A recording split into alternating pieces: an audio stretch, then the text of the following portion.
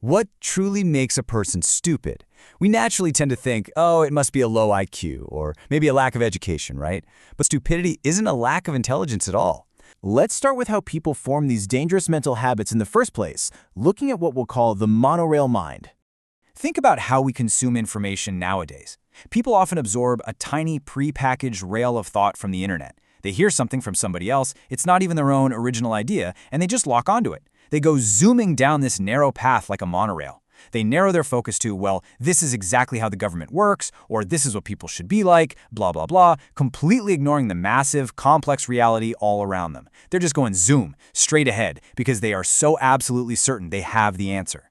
And what's really interesting here is to look at the Venn diagram of people who are relentlessly cynical and people who are absolutely certain they have the right answer. The overlap is literally 100%. They go hand in hand. The cynic is just as closed off to new information as the total know-it-all. They both operate from a baseline where they have absolutely nothing left to learn, which completely shuts down any real live thinking.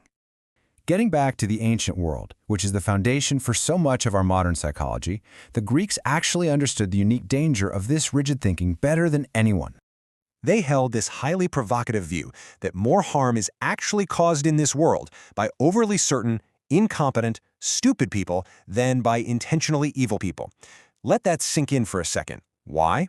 Well, there are simply far more stupid people who haven't thought things through than there are masterminds of pure evil, and their absolute certainty makes them completely blind to the massive damage they cause. The Greeks even had a specific word for the antidote to this destructive certainty. It's called phronesis. Now, this isn't just book smarts. It is a form of practical wisdom.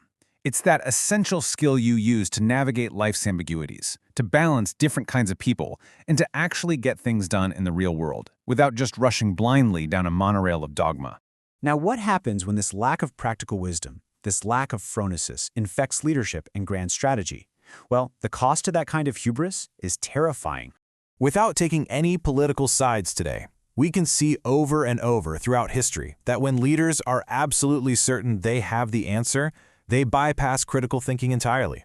They might enter a country into a war that hasn't been fully thought out, leading to catastrophic decisions. Certainty in leadership completely strips away the parameters and strategic planning needed to actually succeed. The ultimate ancient paradigm for this is the Peloponnesian War between Athens and Sparta.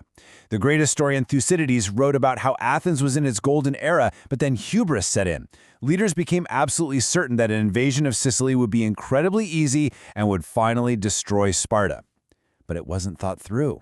Because they were so blinded by certainty, they didn't think about the parameters on a grand strategic level. The result? The absolute collapse and end of Athenian democracy. Their certainty literally ended their own golden age.